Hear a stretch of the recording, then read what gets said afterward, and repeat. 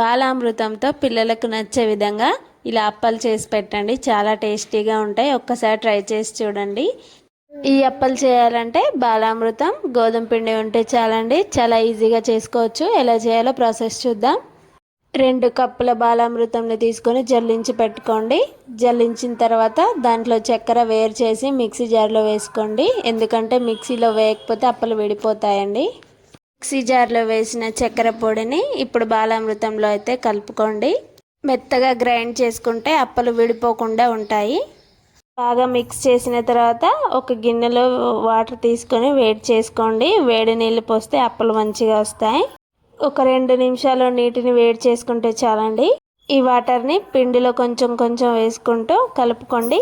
తర్వాత 2 కప్పుల బాలామృతం పిండికి ఒక అరకప్పు గోధుమ పిండిని అయితే జల్లించుకోండి. జల్లించుకున్న గోధుమ పిండిని కూడా మొత్తం కలుపుకోండి.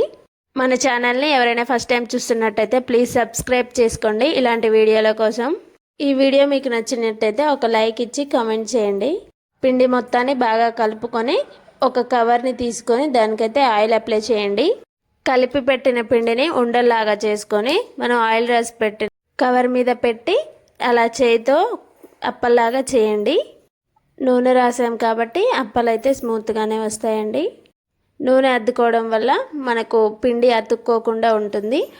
స్టవ్ ఆన్ చేసి ఒక కడాయి పెట్టుకొని నూనె అయితే వేసుకోండి. నూనె వేడైన తర్వాత ఈ అప్పలను తీసి ఒక్కొక్కటిగా వేసుకుంటే విడిపోకుండా చాలా బాగా వస్తాయి.